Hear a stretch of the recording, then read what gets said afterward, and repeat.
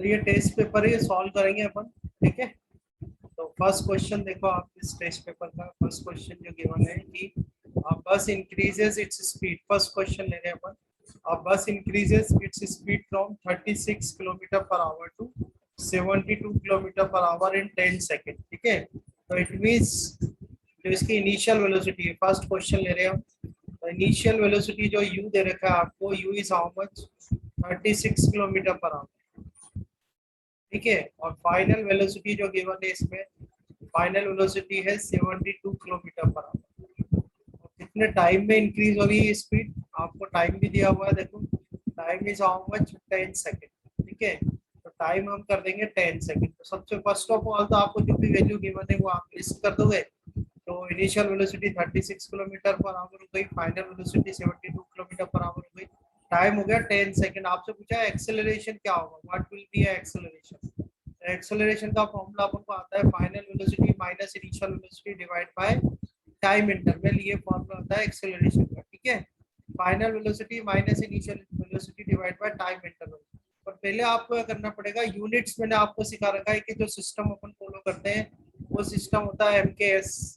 MKS का मतलब जो लेंथ है उसको मीटर में लेना है, मास को आपको केजी में लेना है, किलोग्राम में, और टाइम हमें लेना है सेकंड, ठीक है। तो आप देखो यहाँ पर यूनिट 36 किलोमीटर पर आवर दे रखा है, तो किलोमीटर पर आवर को हम चेंज करेंगे मीटर अपॉन सेकंड में, तो 5/18 से मल्टीप्लाई कर देंगे, ठीक है।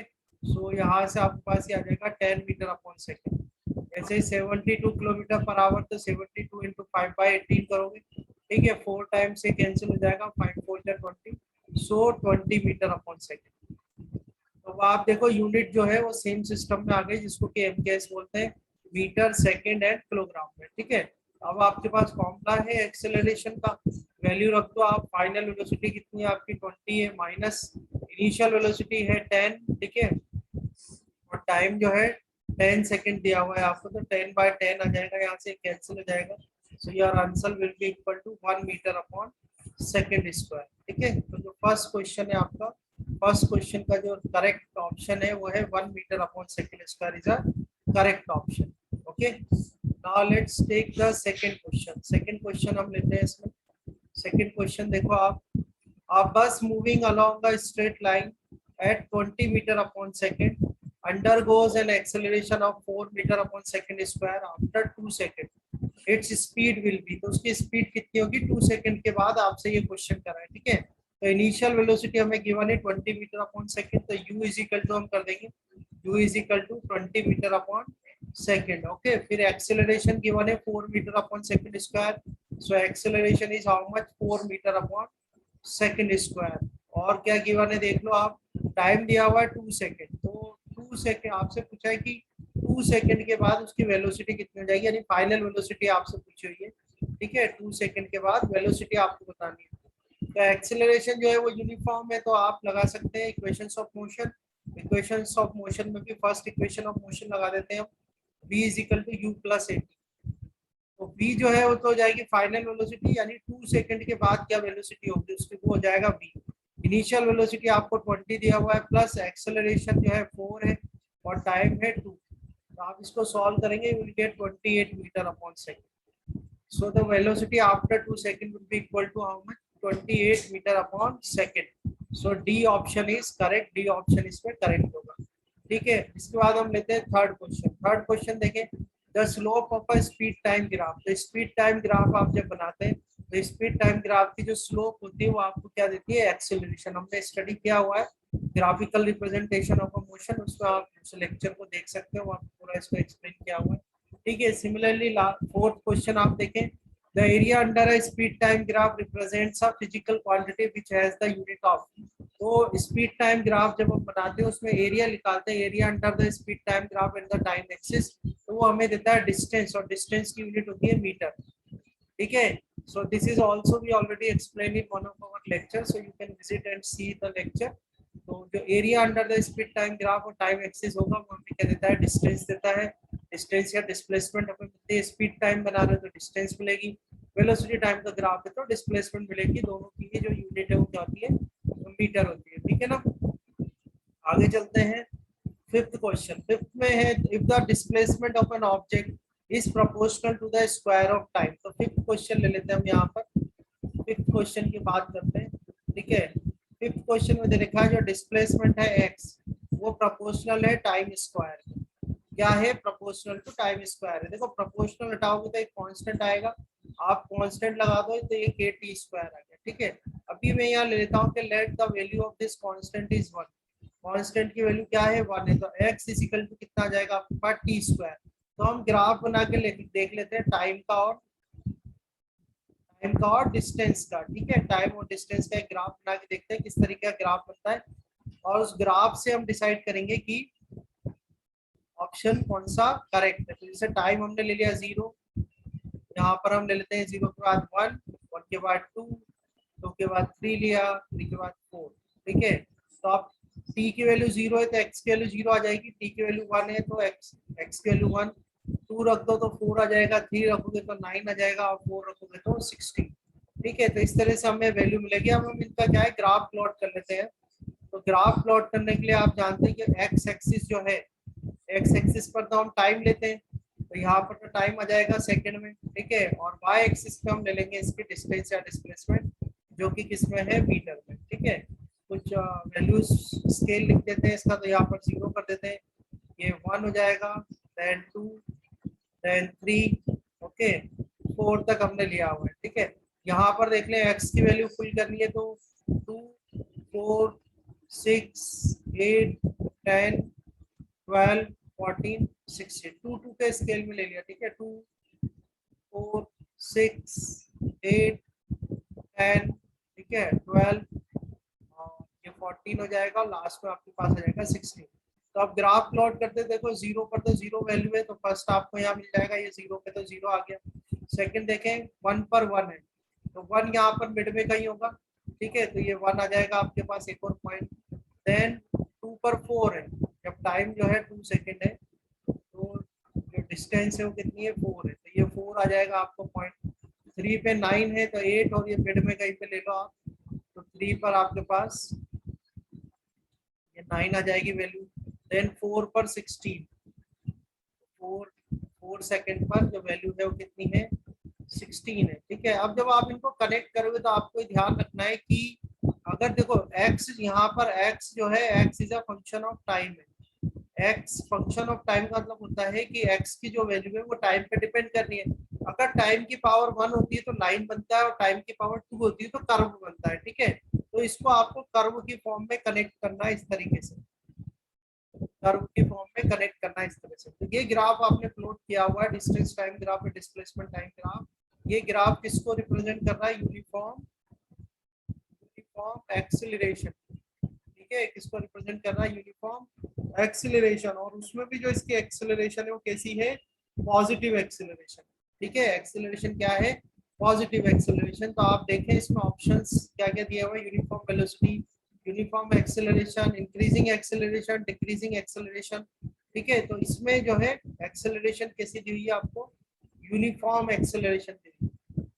ठीक है, तो आंसर जो आपका करेक्ट होगा वो कौन सा होगा? Uniform acceleration. इस तरह से फिफ्थ क्वेश्चन का आपको सॉल्यूशन मिल जाएगा। नेक्स्ट क्वेश्चन हम लेते हैं सिक्स्थ। ठीक है, अब हम लेते हैं सिक्स्थ क्वेश्चन को, देखते हैं सिक्स्थ क्वेश्चन क्या पूछ रहा है आपसे, क्या कहना चाहता है सिक्स्थ क्वेश्चन। सिक्स क्वेश्चन में है कि a car of mass 1000 kilogram is moving with a velocity of 10 metre per second. ठीक है, तो कार है, यहाँ पर एक कार के लिए बोल रहे हैं, ये कि कार है और उसका जो मास है कार का वो 1000 kilogram. Mass of the car is 1000 kilogram and it is moving with velocity of 10 metre per second. 10 metre per second से वो चल रही है, मोशन कर रही है। ठीक है, if the velocity time graph for this car is a horizontal line parallel to time axis। ये कह रहे हैं कि अगर इसका वेलोसिटी टाइम ग्राफ प्लॉट किया जाए तो कुछ इस तरह से कह रहे हैं कि ये वेलोसिटी टाइम ग्राफ प्लॉट करते हैं। ठीक है, तो वेलोसिटी टाइम में ऑब्वियसली यहाँ पर तो आप वेलोसिटी लोगे y एक्सिस पर, यहाँ पर हम टाइम ले लेंगे x एक्सिस पर। ये वेलोसिटी हो गई मीटर अपॉन सेकेंड में। ये कह रहे हैं कि ये जो ग्राफ है ये क्या है? Horizontal line. ठीक है, horizontal line parallel to time axis. तो ये हॉरिजॉन्टल लाइन बनाई आपने पैरेलल टू टाइम एक्सिस। तो आप यहाँ देखोगे विद द टाइम जो वेलोसिटी वो क्या है? कांस्टेंट है। तो कांस्टेंट है तो मतलब ये जो कार है वो कौन सा मोशन कर रही है? Uniform motion. कार है वो कौन सा मोशन कर रही है, यूनिफॉर्म मोशन कर रही है। तो यूनिफॉर्म मोशन जो होता है, यूनिफॉर्म मोशन में वेलोसिटी जो होती है, वेलोसिटी होती है कांस्टेंट। वेलोसिटी क्या होती है, कांस्टेंट होती है। तो इसलिए जो इसकी वेलोसिटी 10 मीटर पर सेकंड है वो बाद में भी कितनी रहेगी, 10 मीटर पर सेकंड ही रहेगी। देखो आप आगे करें, then the velocity of car at the end of 25 second, so it will remain 10 metre per second. वो कितनी रहेगी, 10 मीटर पर सेकंड ही रहेगी, क्योंकि जो मोशन हो रहा है कार का वो कैसा हो रहा है, यूनिफॉर्म मोशन हो रहा है। और यूनिफॉर्म मोशन के केस में जो वेलोसिटी होती है वो कांस्टेंट रहती है। ठीक है, बात समझ में आई? ठीक है, ओके। चलो सेवेंथ क्वेश्चन पे आ जाते हैं अपन। सेवेंथ क्वेश्चन देखते हैं। सेवेंथ में है, a motorcycle is being driven at a speed of 20 metre per second. तो कोई मोटरसाइकिल है, सेवेंथ क्वेश्चन की बात कर रहे हैं हम। मोटरसाइकिल है कोई और उसके आपको वेलोसिटी दी हुई है। ठीक है, वेलोसिटी कितनी गिवन है, 20 मीटर पर सेकंड। तो हम वैल्यूज पहले राइट डाउन कर लेते हैं। तो वेलोसिटी आपको गिवन है 20 मीटर पर सेकंड। ठीक है, और फिर आगे क्या कह रही है, when brakes are applied to bring it to rest, तो रेस्ट में ला रहे हैं तो फाइनल वेलोसिटी क्या हो जाएगी बेटा, उसकी 0 हो जाएगी इन 5 सेकंड। तो 5 सेकंड आपको दिया हुआ है, तो टाइम आपके पास आ जाएगा 5 सेकंड। और क्योंकि वो रेस्ट में आ रही है इसलिए फाइनल वेलोसिटी कितनी जाएगी, 0। और टाइम जो है यहाँ पर आपके पास आ जाएगा 5 सेकंड आ जाएगा। ये कह रहे हैं कि find out the the acceleration. तो देखो हम v इक्वल टू u प्लस at लगाते हैं equation of motion. Final velocity आपके पास 0 है, इनिशियल वेलोसिटी आपका 20 है प्लस a, और टाइम जो है 5 गिवन। ठीक है, यहाँ से आपके पास आ जाएगा 5a इज इक्वल टू -20 और a इज इक्वल टू आ जाएगा -4 मीटर अपॉन सेकंड स्क्वायर। ठीक है, अब जो क्वेश्चन है आपसे, क्वेश्चन ही कह रहा है कि find out the the acceleration. Find out the the acceleration. तो डी एक्सेलरेशन जो होता है वो होता है माइनस ऑफ एक्सेलरेशन। ठीक है, डी एक्सेलरेशन जो होता है वो जाता है माइनस ऑफ एक्सेलरेशन। तो ये माइनस लगा और ये आपने निकाला है -4। तो आपके पास जो आंसर आएगा, the answer will be +4 metre upon second square. ठीक है, तो इस केस में जो सही करेक्ट ऑप्शन है आपका वो है +4 मीटर अपॉन सेकंड स्क्वायर। ठीक है, तो इस तरह से आपका 7th क्वेश्चन जो है वो सॉल्व हो जाएगा। नेक्स्ट क्वेश्चन लेते हैं हम 8th क्वेश्चन। 8th में कह रहे हैं the ratio of the height from which two bodies are dropped is 3:5 respectively, the ratio of their final velocity is। तो कोई बॉडी है उसको the ratio of the heights from which two bodies are dropped, तो किसी height से दो bodies को fall कर रहे हैं। तो पहले देखो इसमें अपन फॉर्मूला बना लेते हैं। ठीक है, 8th क्वेश्चन की बात कर रहे हैं। तो ये कंडीशन हो गई फ्री फॉल की, इसकी कंडीशन हो गई फ्री फॉल की कंडीशन है। तो फ्री फॉल में जैसे कोई बॉडी है, ये हमने कोई बॉडी ली और इसको किसी हाइट से जो है ड्रॉप कर रहे हैं, ये h हाइट है मान लो, तो h हाइट से आपने इसको ड्रॉप करा। तो आपने मोशन अंडर ग्रेविटी आप जानते हो, अगर किसी बॉडी को ड्रॉप करते हो या फ्री फॉल करते हो तो उसकी इनिशियल वेलोसिटी तो कितनी जाती है, 0 जाती है। और एक्सेलरेशन जो है वो अपन क्या लेते हैं, +g। अच्छा, g क्या होता है, g होता है ग्रेविटेशनल एक्सेलरेशन, यानी acceleration due to gravitational force. जब ये बॉडी नीचे फॉल होगी तो ये ग्रेविटेशनल फोर्स की वजह से नीचे आएगी, और उसकी वजह से जो एक्सेलरेशन आएगी उसको अपन बोलते हैं ग्रेविटेशनल एक्सेलरेशन। और विद द ग्रेविटेशनल फोर्स, यानी ग्रेविटेशनल फोर्स की अगर डायरेक्शन में ये बॉडी मोशन कर रही है तो जी की वैल्यू अपन क्या लेते हैं, प्लस लेते हैं। ठीक है, तो यहाँ पर हम फॉर्मूला लगाते हैं। फॉर्मूला अपने पास है s is equal to u t plus half a t square. ठीक है, ये फॉर्मूला है हमारे पास, s is equal to u t plus half a t square.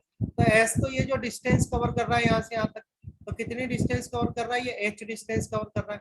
Initial velocity इसकी 0 हो जाएगी 1/2। एक्सेलरेशन जो है वो प्लस का g है और टाइम कितना है, t स्क्वायर है।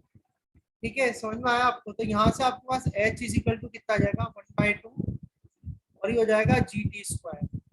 ठीक है, अब देखो आपको ये हमारे पास एक फॉर्मूला बन गया।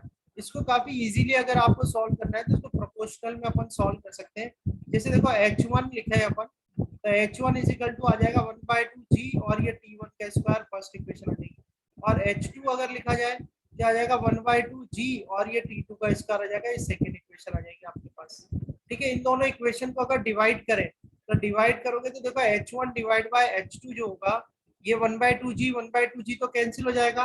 तो h1 डिवाइड बाय h2 जो होगा ये हो जाएगा t1 डिवाइड बाय t2 का होल स्क्वायर हो जाएगा। ठीक है, अब आपका जो क्वेश्चन है एक बार क्वेश्चन देख लो आप। क्वेश्चन में आपसे ये कहा गया है कि the ratio of the heights, तो हाइट का रेशियो दिया हुआ है 3:5 और आपसे पूछा है देयर फाइनल वेलोसिटी का रेशियो पूछा, ठीक है। The ratio of the heights from which two bodies are dropped is 3:5, ठीक है। हाइट का रेशियो दिया हुआ है 3:5 and the ratio of their final velocity का रेशियो पूछा, ठीक है। तो ये भी हो जाएगा सॉल्व, कोई इशू नहीं है उसमें, ठीक है। तो ये तो फॉर्मूला अपन ने किसका बना लिया, टाइम का बना लिया कि भाई T1/T2 जाएगा इसमें, T1/T2 क्या आ जाएगा, √H1/H2 आ जाएगा, ठीक है। अब जो हमारे पास क्वेश्चन है उसमें फाइनल वेलोसिटी का रेशियो पूछा है आपसे, तो वो भी हो जाएगा। देखो थर्ड इक्वेशन लगा दो, थर्ड इक्वेशन क्या होगा, v² = u² + 2as होता है, ठीक है। फाइनल वेलोसिटी ये v² हो गया, इनिशियल वेलोसिटी तो 0 है, और ये हो जाएगा 2gh हो जाएगा आपके पास। तो अगर ये v1 / v2 किया जाए, ठीक है, v1 / v2 का स्क्वायर हो जाएगा, और ये क्या हो जाएगा 2g, ये h1 हो जाएगा डिवाइड बाय ये हो जाएगा 2gh2, और ये आ जाएगा आपके पास, ठीक है। 2g से 2g को कैंसिल कर दो, है ना। तो ये आएगा आपके पास v1/v2 और डिवाइड बाय यहाँ पर आ जाएगा अंडर में h1 डिवाइड बाय h2, ठीक है। ये आ जाएगा, देखो आप, अब ये जो हाइट का रेशियो है 3:5, यानी h1/h2 की वैल्यू जो दे रखी है आपको, वो दे रखी है 3:5, यानी अंडर आ जाएगा 3 डिवाइड बाय 5 आ जाएगा। तो आपका आंसर जो आ जाएगा √3/5 आपका आंसर बन जाएगा। फाइनल वेलोसिटी का रेशियो पूछा है उसने, ठीक है, फाइनल वेलोसिटी का रेशियो पूछा है, ठीक है। तो ये आ गया √3/5, देखो आप √3/5 ये आ जाएगा, ठीक है। टाइम का अगर रेशियो पूछता, हाइट देके आपसे टाइम का रेशियो पूछता, तो टाइम का इससे निकल जाता, ठीक है। वो भी √3/5 के आता है यहाँ से, आया समझ में, ठीक है। हो जाएगा solve. Yes sir. Yes sir. अपने पास ये हो गया 8, आई थिंक 8 तक हो गए सॉल्व, ठीक है, 8 तक हो गए। 9th देखते हैं। An ant moves from one corner of a hall to the diagonally opposite corner. If the dimension of the hall is 8 meter into 6 meter, the displacement of the ant is, तो 8 metre into 6 metre जो है वो dimension दे रखी है hall की। 9th question की अपन बात करते हैं, ठीक है। तो जैसे हॉल ड्रॉ करके देख लेते हैं अपन, 8 मीटर into 6 मीटर का दिया हुआ है हॉल,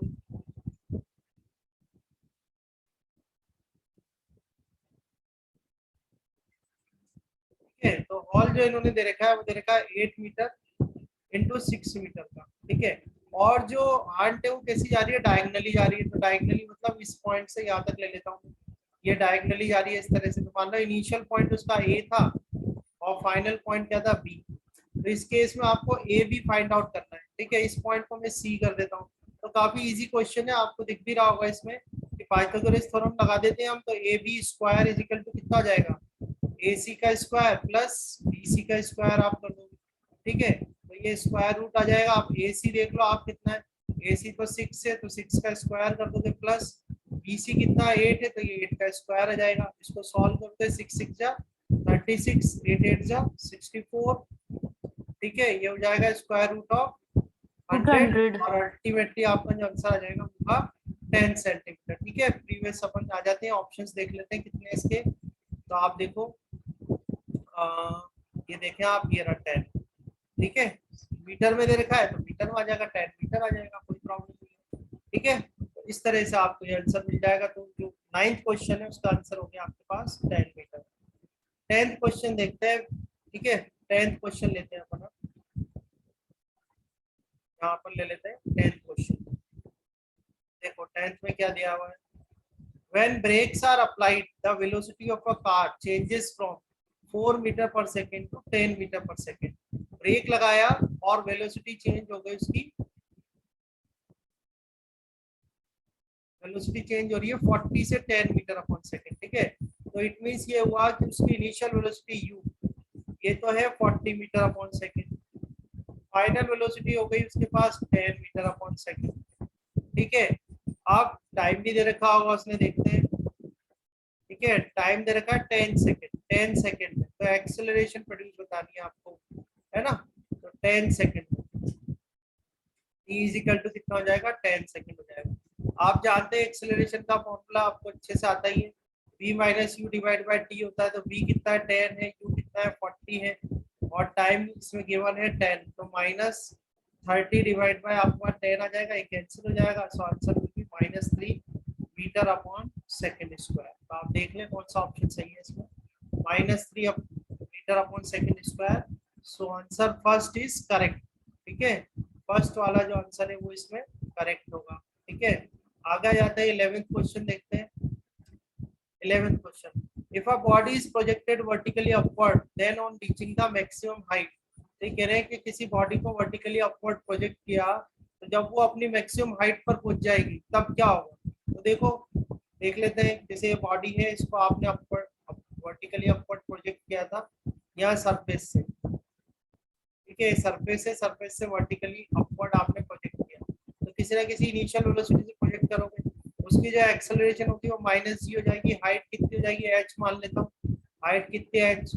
जब वो अपनी मैक्सिमम हाइट पर आ जाएगा तो मैक्सिमम हाइट पर उसकी जो फाइनल वेलोसिटी हो क्या हो जाएगी, 0 हो जाएगी, पर एक्सेलरेशन 0 नहीं होगी। ठीक है, क्वेश्चन नंबर आई थिंक 11 है ये। ठीक है, 11 ही है। तो velocity is 0 and the acceleration is not 0, correct है।